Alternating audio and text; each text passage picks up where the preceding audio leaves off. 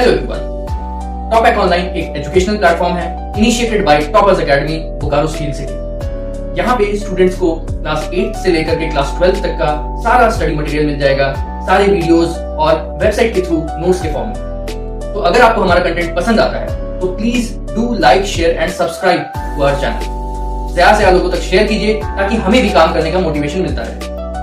तो चलिए जो वीडियो स्टार्ट करते हैं। Thank you.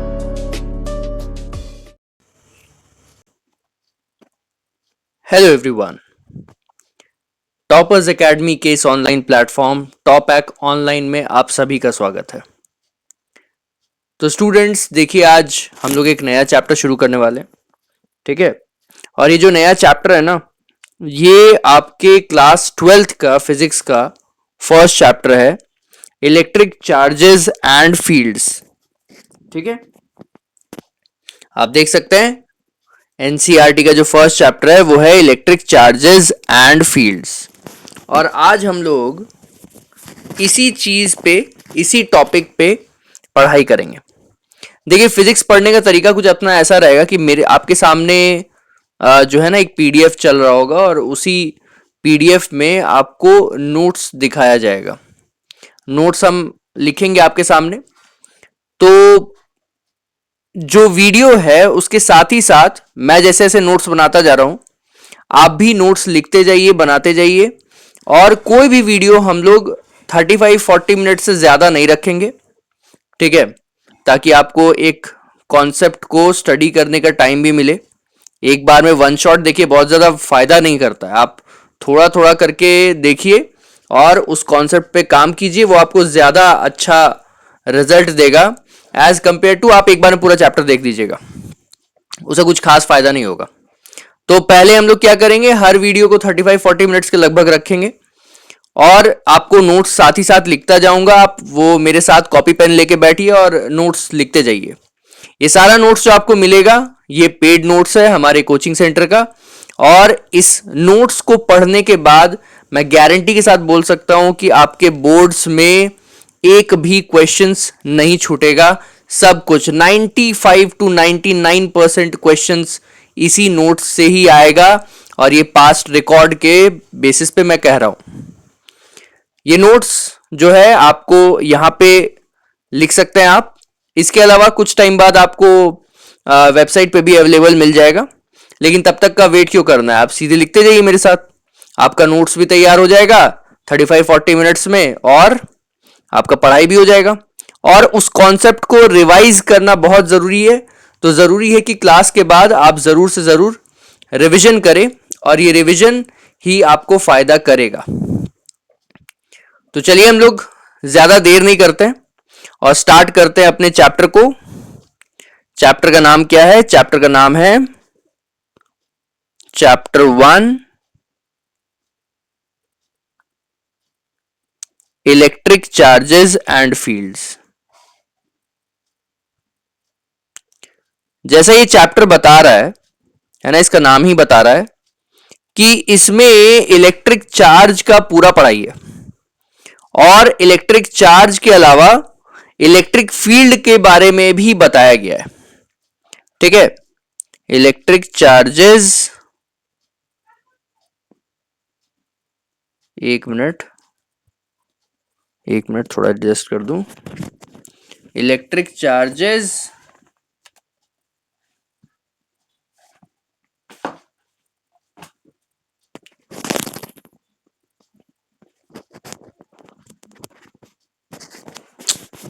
ये आपका ना थोड़ा माइक का इशू हो गया। इलेक्ट्रिक चार्जेस एंड फील्ड्स मेरे साथ ही लिखते जाइएगा, ज्यादा आपको टाइम नहीं लगेगा, और आपका चैप्टर नोट्स और चैप्टर का एक्सप्लेनेशन दोनों यहीं पे ओवर हो जाएगा, ठीक है। तो अब इसके बाद हम लोग स्टार्ट करेंगे अपने पहले कॉन्सेप्ट से। थोड़ा इंक का कलर चेंज कर देता हूं, ठीक है। देखिए, पहला कॉन्सेप्ट क्या है, पहले तो हम लोग स्टडी करेंगे इंट्रोडक्शन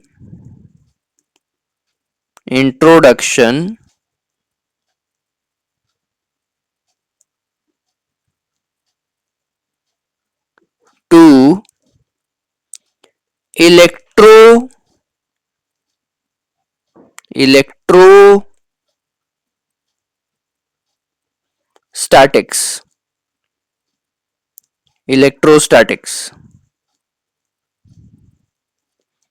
ठीक है, देखिए पूरा जब आप चार्ज का पढ़ाई करेंगे ना, तो चार्ज की पढ़ाई में आपको दो तरीके का पढ़ाई मिलेगा।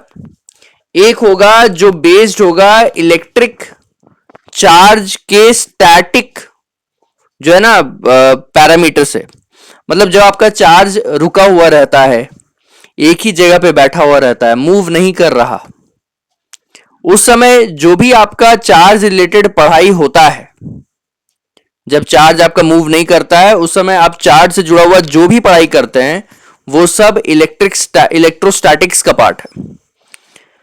और जब चार्ज मूव करने लग जाए तो भाई वो तो करंट बन गया फिर, है ना, फ्लो ऑफ चार्ज को हम लोग करंट बोलते हैं। तो जब चार्ज मूव करने लग जाए तो करंट को जन्म देता है, और इसीलिए वो एक सेपरेट ब्रांच है। ठीक है, चार्ज के पढ़ाई का सेपरेट ब्रांच है जिसको हम लोग बोलेंगे इलेक्ट्रोडायनेमिक्स। ठीक है, इलेक्ट्रोडायनेमिक्स के बारे में बात करेंगे। तो हम लोग इस चैप्टर में फर्स्ट और सेकंड चैप्टर जो दोनों पढ़ेंगे ना, वो इलेक्ट्रोस्टैटिक्स से ही डील करता है, और थर्ड चैप्टर के बाद आपका इलेक्ट्रोडायनेमिक्स शुरू होता है। तो अभी हम लोग फर्स्ट चैप्टर में तो सिर्फ हम लोग इलेक्ट्रोस्टैटिक्स के बारे में बात करेंगे। अब सबसे पहले हम लोग बात करते हैं इलेक्ट्रोस्टैटिक्स का डेफिनेशन क्या होता है। देखिए डेफिनेशन लिखिए मेरे साथ, इलेक्ट्रोस्टैटिक्स, एक मिनट थोड़ा सा ना एडजस्ट करना पड़ेगा, एक minute रुकिएगा।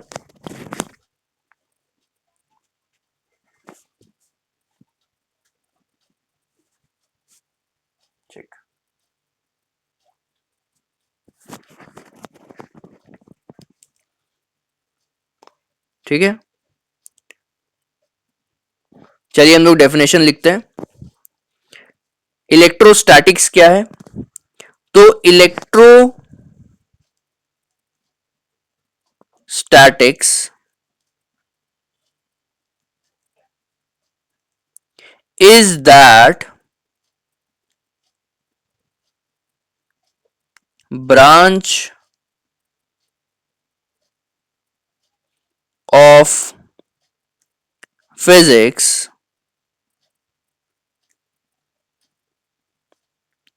in which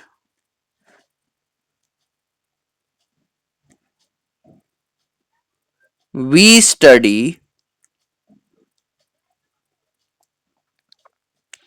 electric charges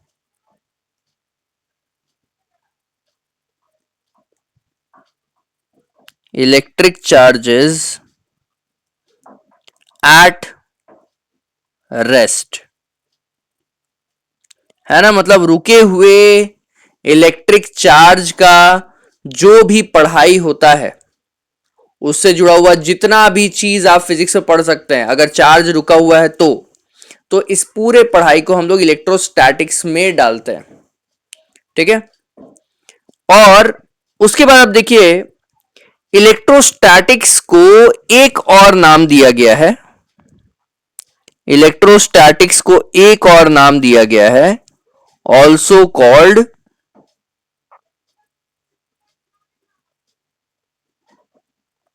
static electricity. मतलब जो रुका हुआ चार्ज है ना, इस कंडीशन को हम लोग स्टैटिक इलेक्ट्रिसिटी भी बोल सकते हैं, स्टैटिक इलेक्ट्रिसिटी।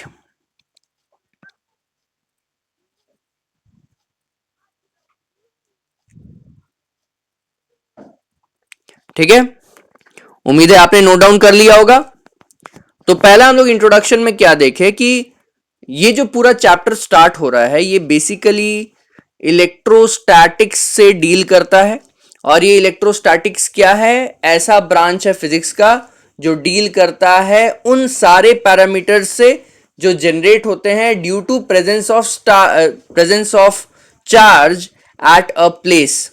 ठीक है, एक चार्ज जब एक ही जगह पे खड़ा रहता है तो जितना भी उससे जुड़ा हुआ पढ़ाई, उससे जुड़ा हुआ पैरामीटर्स हम लोग निकाल सकते हैं फिजिक्स में, वो सब इलेक्ट्रोस्टैटिक्स के ब्रांच में ही आता है।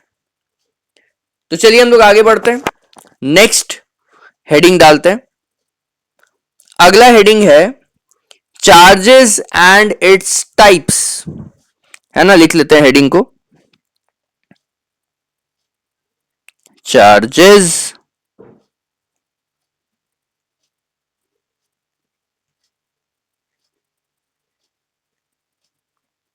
And its types.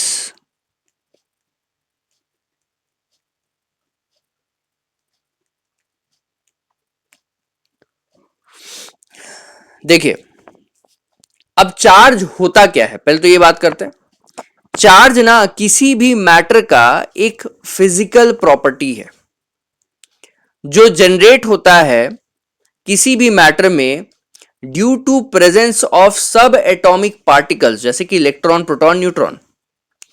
इलेक्ट्रॉन अगर प्रेजेंट है किसी ऑब्जेक्ट में, एक्सेस में इलेक्ट्रॉन प्रेजेंट है, तो हम लोग बोलते हैं कि वो नेगेटिव चार्ज है, क्योंकि इलेक्ट्रॉन जो है नेगेटिवली चार्ज होता है। अगर किसी सामान में पॉजिटिव इलेक्ट्रॉन, सॉरी, प्रोटॉन्स जो है वो अगर ज्यादा मात्रा में है, तो हम लोग कहते हैं कि वो पॉजिटिवली चार्ज्ड बॉडी है। तो चार्ज भाई है क्या? चार्ज किसी मैटर का फिजिकल प्रॉपर्टी है जो जनरेट होता है उसके सब एटॉमिक पार्टिकल्स के कारण, जो कि है इलेक्ट्रॉन्स, प्रोटॉन्स और न्यूट्रॉन्स। ये चार्ज का डेफिनेशन है ना। चार्ज क्यों बना? क्योंकि उसके सब एटॉमिक पार्टिकल्स इलेक्ट्रॉन, प्रोटॉन और न्यूट्रॉन के प्रेजेंस के कारण। इलेक्ट्रॉन अगर प्रेजेंट होगा तो नेगेटिवली चार्ज्ड, प्रोटॉन अगर प्रेजेंट होगा तो पॉजिटिवली चार्ज्ड, और न्यूट्रॉन अगर प्रेजेंट होता है तो हम लोग न्यूट्रल बोलते हैं, कोई चार्ज नहीं उसका।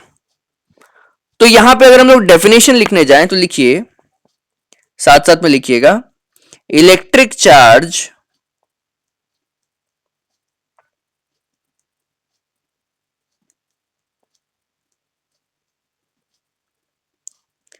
Electric charge is the physical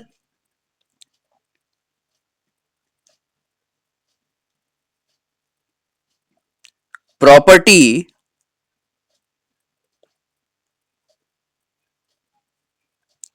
of matter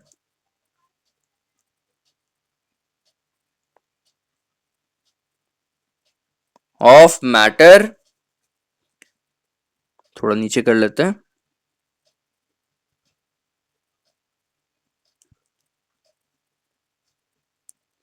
due to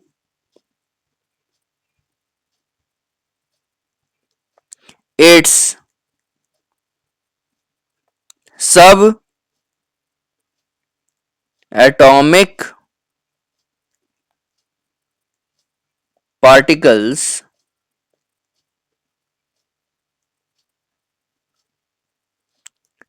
that causes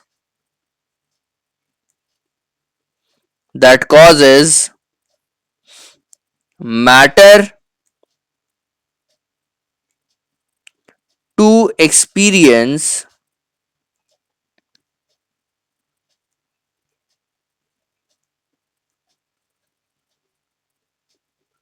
matter to experience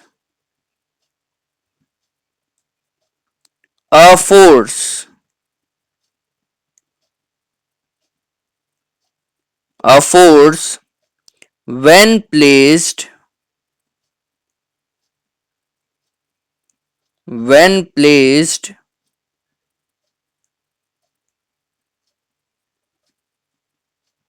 in an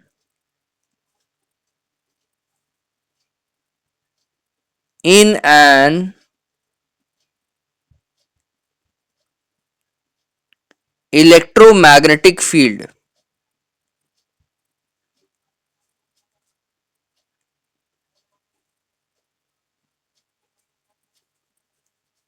electromagnetic field।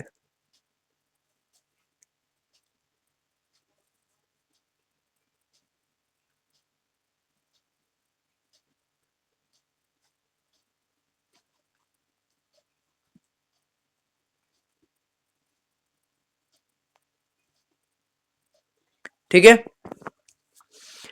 तो ये पूरा आपका डेफिनेशन लिखा गया किसका, तो इलेक्ट्रिक चार्ज का। क्या लिखे, electric charge is the physical property of a matter due to its subatomic particles that causes matter to experience a force when placed in an electromagnetic field. मतलब definition ऐसा बता रहा है कि जब इलेक्ट्रोमैग्नेटिक फील्ड में किसी भी चार्ज को रखा जाए, किसी सामान को रखा जाए, और अगर उस पे एक फोर्स महसूस हो तो उसका जो फिजिकल प्रॉपर्टी है वो है चार्ज। ठीक है, कहने का मतलब ये फोर्स इसलिए महसूस हो रहा होगा क्योंकि उसके अंदर positively negatively charged particles present होगा, इसीलिए उस पे फोर्स महसूस हो रहा होगा इलेक्ट्रोमैग्नेटिक फील्ड में। क्लियर। तो बात ऐसा होता है कि ये डेफिनेशन तो हम लोग लिख लिए, ठीक है। अब हम लोग देखते हैं टाइप्स ऑफ इलेक्ट्रिक चार्ज के बारे में। टाइप्स के बारे में आप लोग जानते हैं पहले से कि दो ही टाइप का इलेक्ट्रिक चार्ज होता है, एक होता है पॉजिटिवली चार्ज्ड, एक होता है पॉजिटिव चार्ज, और एक होता है नेगेटिव चार्ज। तो लिख लेते हैं types of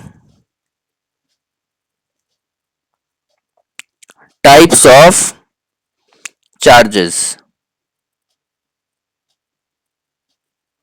types of charges, एक हुआ पहला पॉजिटिव चार्ज। पॉजिटिव चार्ज, अगर पॉजिटिव चार्ज का डेफिनेशन लिखना हो, पॉजिटिव या नेगेटिव चार्ज, कोई भी चार्ज का अगर आपको डेफिनेशन लिखना हो तो उसका कोई हार्ड एंड फास्ट डेफिनेशन नहीं है। इसका डेफिनेशन इसके कैरेक्टरिस्टिक बेस्ड ही बनता है। कहने का मतलब अगर हम बोलेंगे ये सामान इस पे रब किया गया तो ये पॉजिटिव है, ये नेगेटिव है, यही इसका डेफिनेशन है। इसी तरह का डेफिनेशन बनाना है। अब डेफिनेशन बनाने के लिए हम लोग कुछ स्टैंडर्ड सामान का यूज करेंगे, जैसे ग्लास रॉड और सिल्क का। तो पॉजिटिव चार्ज का डेफिनेशन ऐसा बनेगा, चार्ज डेवलप्ड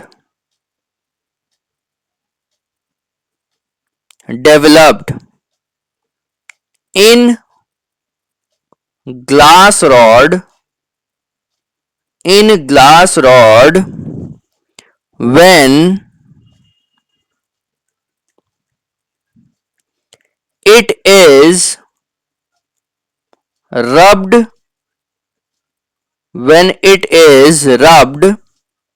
with silk। कहने का मतलब दो सामान लिए हैं, एक ग्लास रॉड एक सिल्क। जब ग्लास रॉड को सिल्क में रगड़ेंगे, घिसेंगे, तो उस समय जो चार्ज ग्लास रॉड पे डेवलप होगा उसको हम लोग पॉजिटिव चार्ज बोलेंगे, है ना। क्यों होगा इसके बारे में बात करेंगे, मेथड्स ऑफ चार्जिंग में बात करेंगे, लेकिन अभी हम लोग बस डेफिनेशन के बारे में देख रहे हैं कि दो सामान लेंगे, ग्लास रॉड और सिल्क। अगर आप ग्लास रॉड को सिल्क में घिसते हैं, रगड़ते हैं, तो ग्लास रॉड में जो भी चार्ज डेवलप होगा वही आपका पॉजिटिव चार्ज का डेफिनेशन है, वही आपका पॉजिटिव चार्ज है। अब इसी तरह से हम लोग बनाएंगे डेफिनेशन नेगेटिव चार्ज का।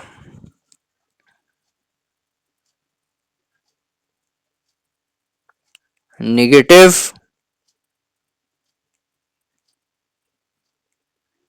चार्ज,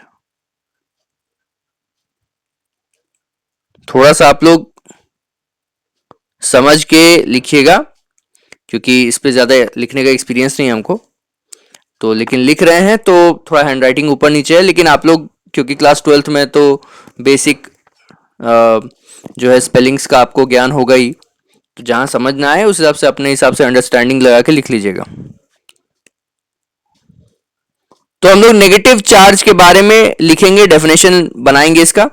और नेगेटिव चार्ज का डेफिनेशन बनाने के लिए हम लोग दो सामान का यूज करेंगे, एक एबेनाइट रॉड और एक होगा वुल।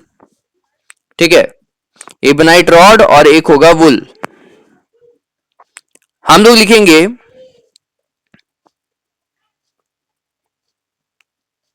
Charge developed, charge developed on ebonite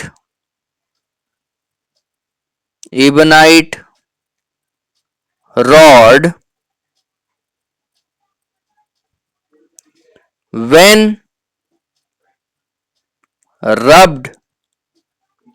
when rubbed with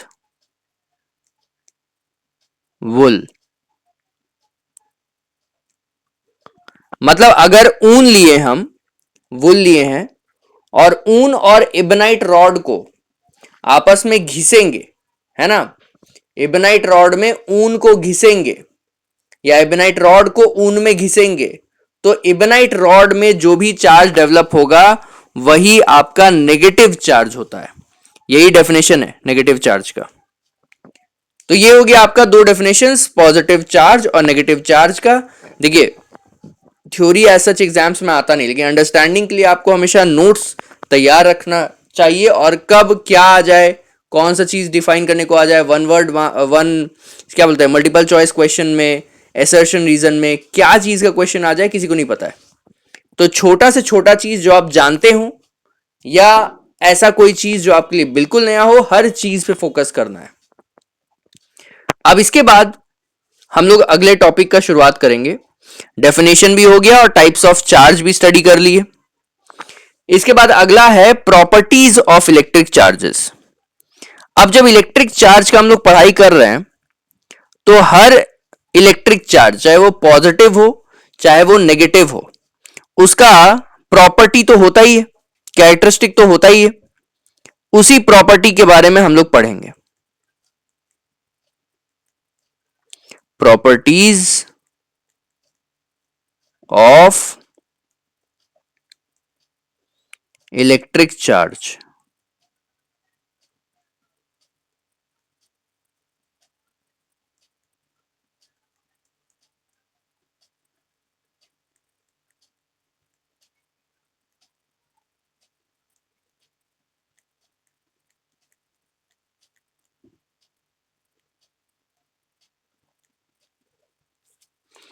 ठीक है, प्रॉपर्टीज ऑफ इलेक्ट्रिक चार्जेस के बारे में हम लोग बात करते हैं। देखिए सबसे पहला प्रॉपर्टी, सिमिलर चार्जेस, सॉरी एक minute, similar charges repel each other। similar charges repel each other। ठीक है, तो जब हम लोग बात करते हैं ना similar charges repel each other, तब हम लोग क्लियरली ये बात कर रहे हैं कि अगर मान लीजिए आपके सामने दो चार्ज है और दोनों पॉजिटिव है और दोनों पॉजिटिव चार्ज को आप आमने सामने लाएंगे तो क्या होगा, तो रिपल्शन होगा, ढकेलेगा दोनों एक दूसरे को। तो पॉजिटिव पॉजिटिव रिपेल करेगा, ढकेलेगा, नेगेटिव नेगेटिव क्या करेगा, ढकेलेगा। तो यही आपका जो है प्रॉपर्टी बनता है कि अगर आपका चार्जेस सिमिलर है ना, एक जैसा है, तो एक दूसरे को रिपेल करेगा। पॉजिटिव पॉजिटिव एक दूसरे को पुश करता है, ढकेलता है एक दूसरे से दूर, नेगेटिव नेगेटिव एक दूसरे को ढकेलता है एक दूसरे से दूर। तो ये पहला प्रॉपर्टी बना। अब इसी की तरह दूसरा प्रॉपर्टी होगा, unlike unlike charges attract each other। Unlike charges एक दूसरे को अट्रैक्ट करता है। कहने का मतलब एक नेगेटिव है एक पॉजिटिव है, तो क्या होगा भाई, दोनों एक दूसरे को खींचेगा, अट्रैक्ट करेगा, खींचेगा। तो पॉजिटिव नेगेटिव एक दूसरे को खींचता है, नेगेटिव नेगेटिव या पॉजिटिव पॉजिटिव एक दूसरे को पुश करता है, ढकेलता है। ये आपका हो गया पहला और दूसरा प्रॉपर्टी। इसके बाद हम लोग बढ़ते हैं अपने तीसरे प्रॉपर्टी में। होपफुली आपने पहला दो लिख लिया होगा। अब थर्ड प्रॉपर्टी को लिखते हैं। Third property, the type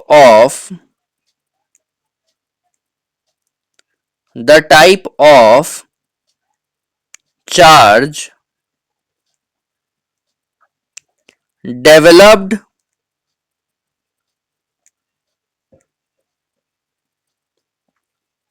developed in a body can be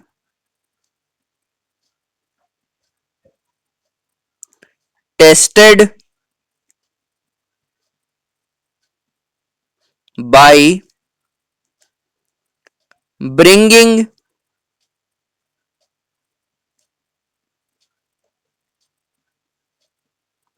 near it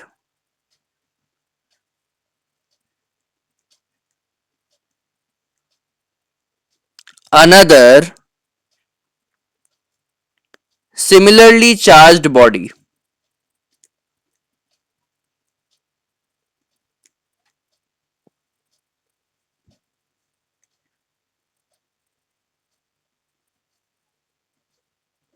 Similarly charged body. उसके बाद है bracket open, shortest for determining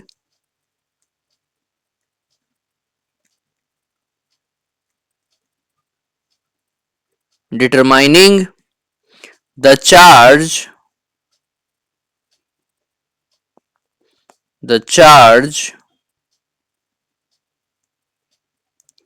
present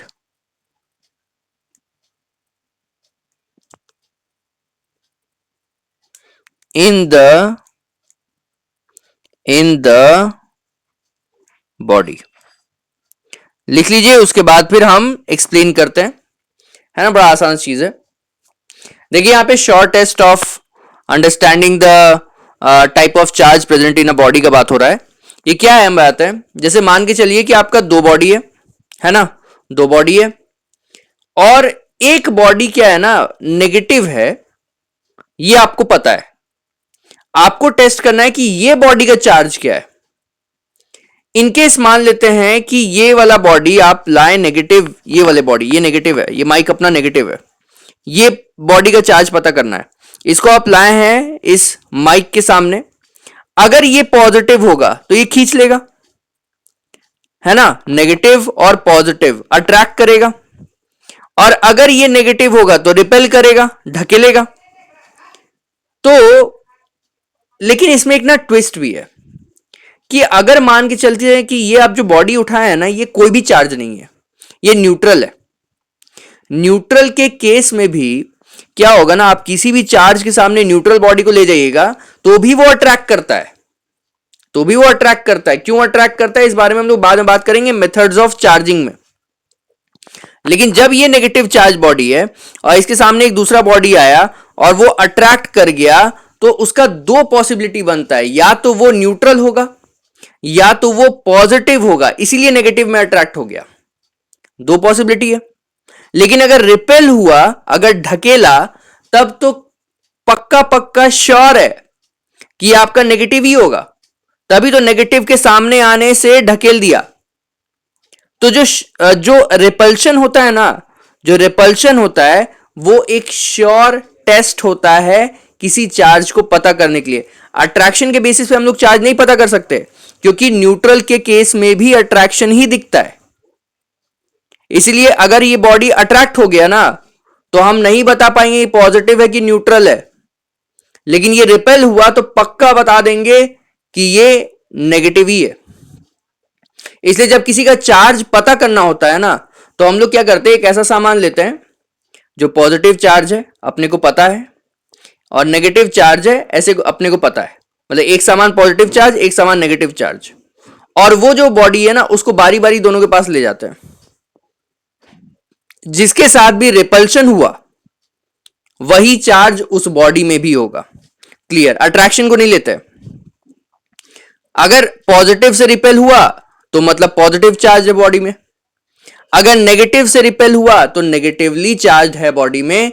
ये क्लियर हो जाता है, अट्रैक्शन से नहीं पता चलेगा। अट्रैक्शन से आपका न्यूट्रल में भी अट्रैक्शन होता है, इसीलिए हम लोग कंफर्म नहीं कर पाते। इसीलिए रिपल्शन को ही श्योर टेस्ट बोला गया है, अट्रैक्शन को नहीं। उम्मीद है आपको समझ में आया होगा। इंपॉर्टेंट कॉन्सेप्ट है। यहां पे तीसरा प्रॉपर्टी बनता है ये अपने चार्जेस का। ठीक है, अब आते हैं हम लोग फोर्थ प्रॉपर्टी में। फोर्थ प्रॉपर्टी को लिख लेते हैं पहले। ठीक है, ये पूरा क्लास का नोट्स जो होता है ना, कोचिंग का नोट्स, वो हम आपको लिखवा रहे हैं। इसको आप लिख लीजिएगा और यहां से आपका क्वेश्चन बाहर नहीं जाएगा, गारंटी बता रहे हैं।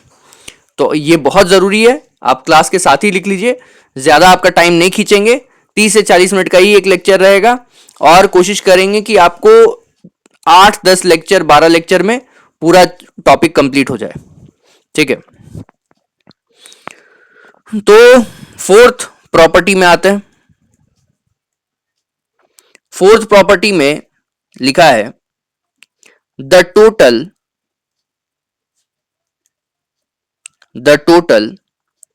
इलेक्ट्रिक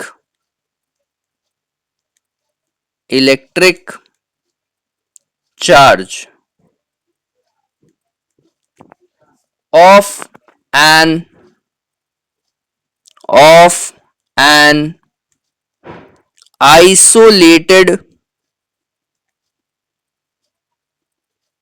of an isolated ये ई है, isolated system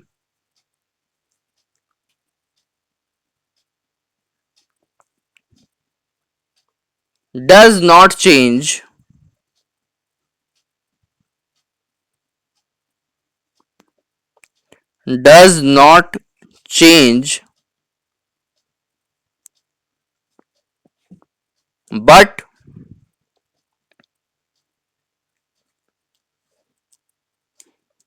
but always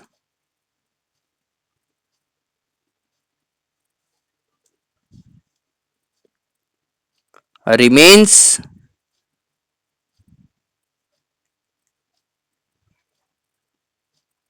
constant। But always remains constant, इसको हम लोग बोलते हैं प्रिंसिपल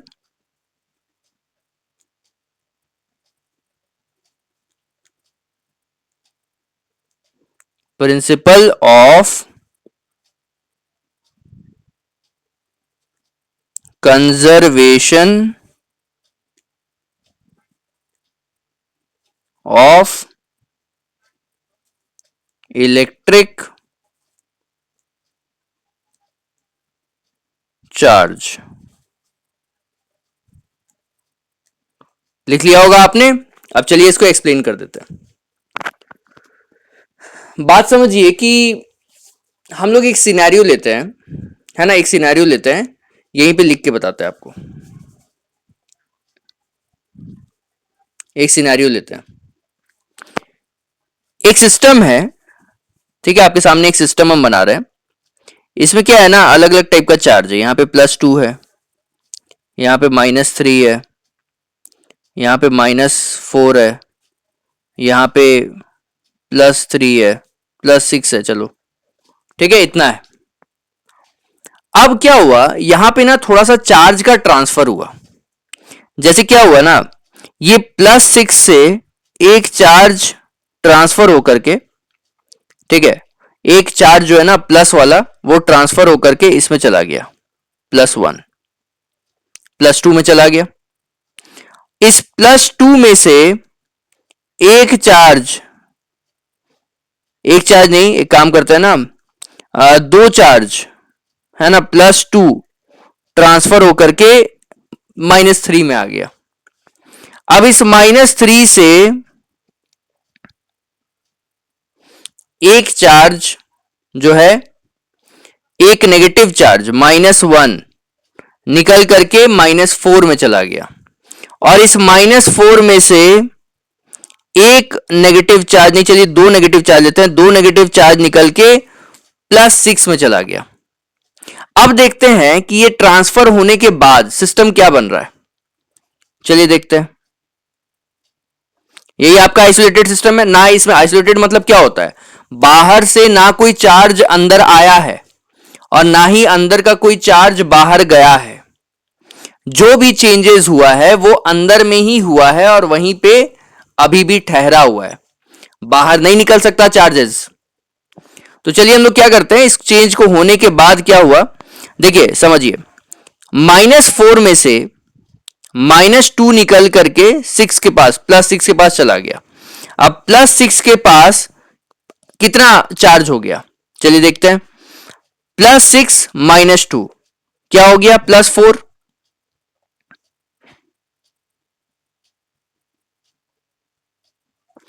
+4, लेकिन +4 में से एक चार्ज तो निकल के +2 के पास चला गया था। दिख रहा होगा ना आपको, एक चार्ज जो है +6 से निकल के +2 के पास जा रहा है, तो अपना +6 तो +4 बन गया है ना। अब ये +4 में से एक चार्ज अगर निकल के चला जाए +2 के पास, तो +2 के पास +3 हो जाएगा, और +4 निकल गया है वहां से चार्ज, तो +3 बन गया वो। एक मिनट,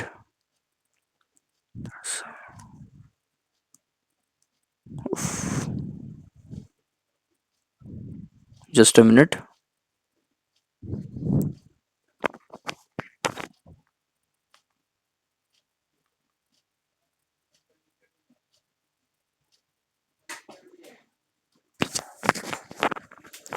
तो क्या दिख रहा है,